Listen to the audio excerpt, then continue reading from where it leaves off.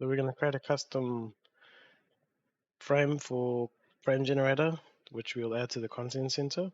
So to start with, we're going to go to the projects.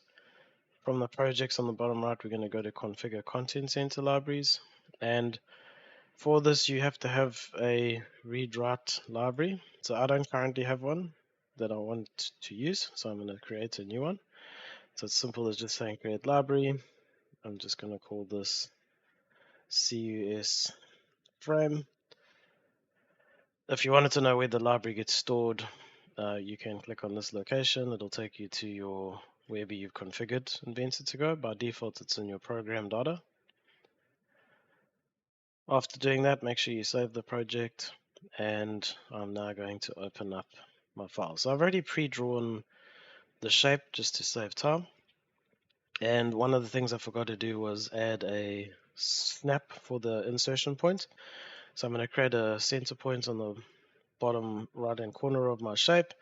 And I've also just drawn in some extra sections which we'll use for the custom notch functionality. So finish my sketch. You need to have it as one profile. You're then going to go to the Manage tab.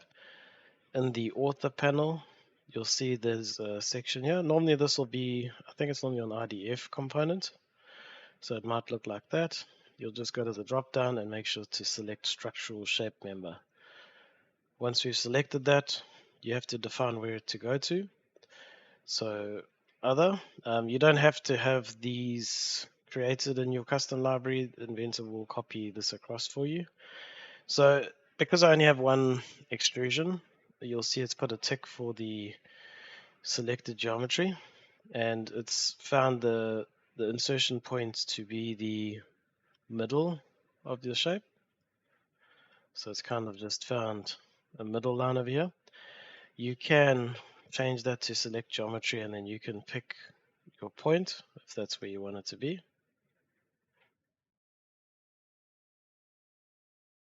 I'm just going to change it back to predefined. So I'm happy with it being there.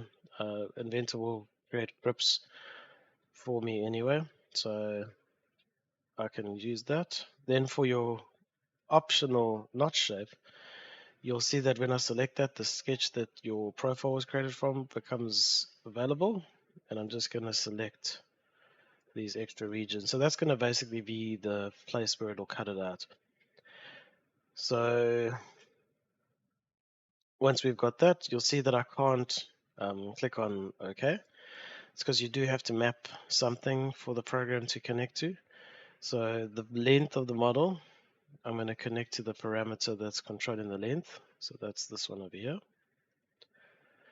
Then if I want to control something like the width, I'm going to map the width of my model to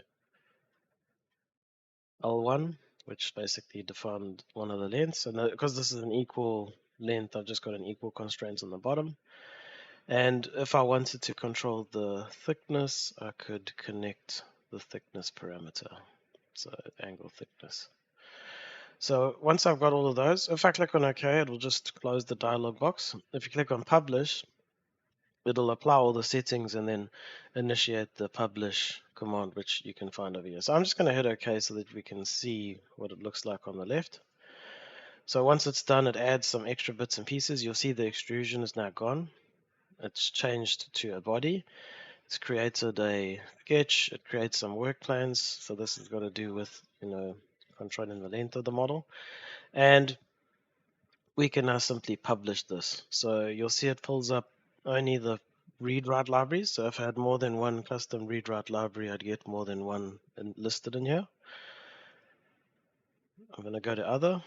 That basically is just asking me those same questions it asked me earlier. It's just asking me again about the parameters it's linking. And now that I'm here, it's going to offer me which values you want keyed.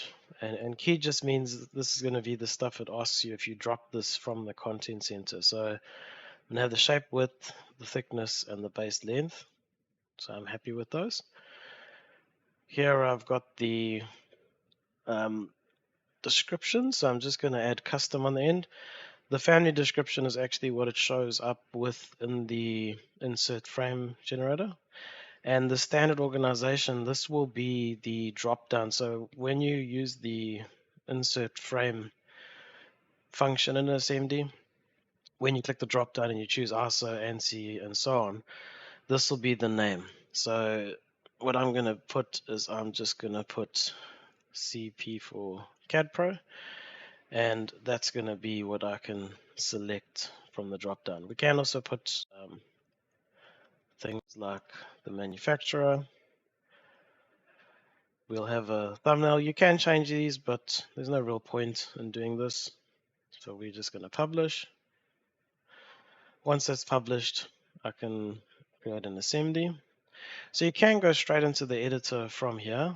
And when you go into the editor, you'll only see your elements that are editable. So obviously the ones that are in the standard content, you'll see I can't edit these, they're grayed out. There I can see the one that I can edit. And what I can do is I can just filter it to only show me my custom frame, and that'll just make it easy for me to find.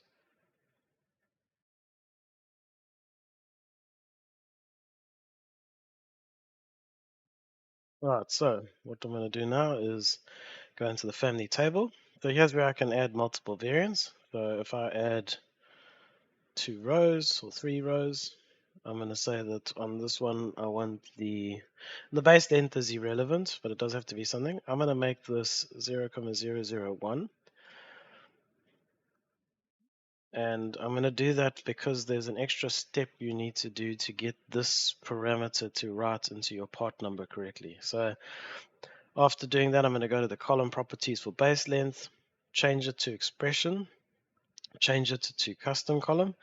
So what this is going to do is this is what makes the range available when you drop this using standard content center workflows.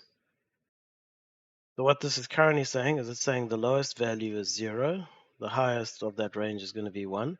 So I'm going to make the lowest value 0.001, and I'm going to make the highest range. So let's say these are 6-meter sections. I would then just set 6 meters as its range, and if I place this manually into content, place it from content center, that's going to be the range it's going to offer. So I think, I don't know anyone who would order a 0,001 section, but that just means that's going to cover the full range. So with that done, we'll say okay. You'll see this will stay 0,01.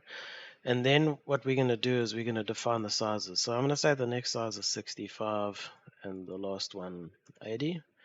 I'm going to say that the thickness is going to go 3, 4, 5. And you'll notice that some of them go yellow. These are the values that have been changed. Okay, so let's go to the column properties. So you'll see the designation, we've got 53 and then the length. This designation is coming from an expression. As you can see, there's the expression, and it's my understanding that this expression is auto created based on the key columns we added earlier. So because we added the L1, then the angle, then the length in the publish section, that's what's created that order here.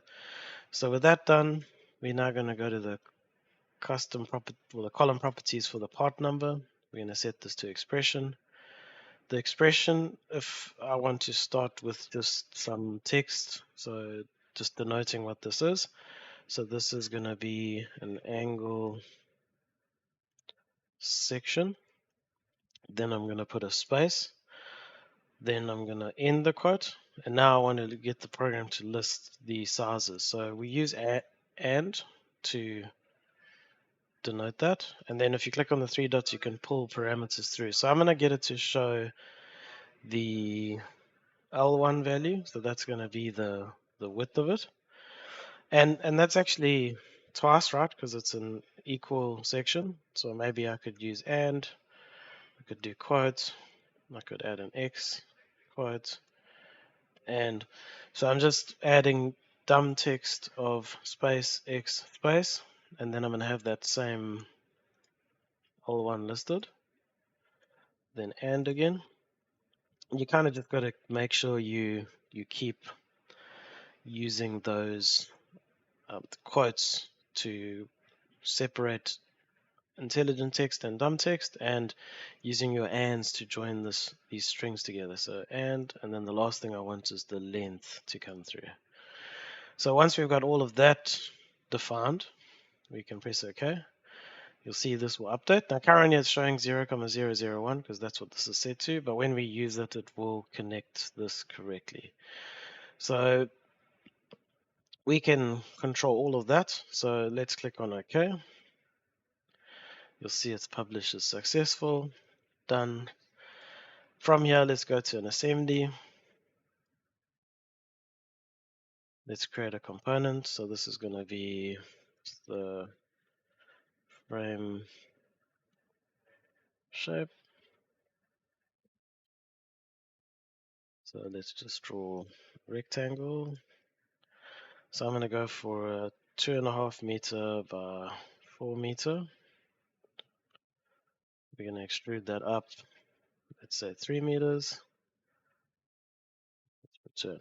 So there's our shape for the frame to go on. So if I go to design, I click insert frame. Obviously it's telling me I need to save my assembly, so I'm going to click yes.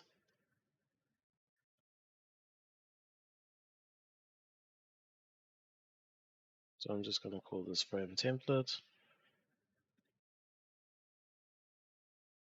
And you'll see that if I go to standard, if I click the drop down, you'll see them all listed, and there's the CP as per when I authored it. Selecting the CP, we have the 3 sections that we defined, and if I pick one of the edges, you'll see the steel section coming through. So if I want to pick the insertion point, you'll see I can pick these different points. One thing to just note, if I just put it on the middle one, if you're zoomed out, you'll see I can't actually pick the little sphere. If you have these arrows and text in front of the little spheres, they're not selectable. Just to get around that, just simply zoom in and then you'll see that you can pick them. So I'm going to pick a couple edges and you'll see that they're staying inside my shape quite well. After doing that, I'm going to press OK. So here's the naming of the file. So currently it's just going to name the subassembly it's going to create, and this is probably the most important name out of all of these because this is going to be the one that is actually used, and also the skeleton, it's adding a random number to the file which will match that. So I'm just going to click on OK with that. You'll see the names are pulling through the lengths, and if we go to bill of materials and enable our parts only, there's our lengths coming through. And these do update, so it is dynamic. So if we take that 4 meter section, I'm just going to edit this part. Let's make the 4 meter 6 meters or 600, doesn't actually matter.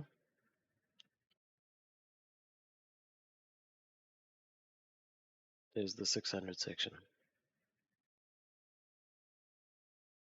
So the last thing I want to look at is, let's just hide that model, is the notch that we created. So if I click on notch, and I'm going to notch these two from each other. So I'm going to select one, go to the one that's being defined as the cutting face. If I just click on OK, we're going to get a perfect cut. So if I just go into the part, you get a perfect slice of how they're separated. And obviously in the real world, this would be very difficult to manufacture. Okay, so if we go back and I delete the notch, so it's gone, notch. So what you need to do is when you pick this, you're going to change it to custom profile, and then that will use the method you defined in that file. You'll see there's the 45. So if I just click on OK and I look at the file, you'll see that is going to be a lot easier to manufacture. I might want to add a little bit to remove some extra material in here, but for the purpose of this exercise, that's good.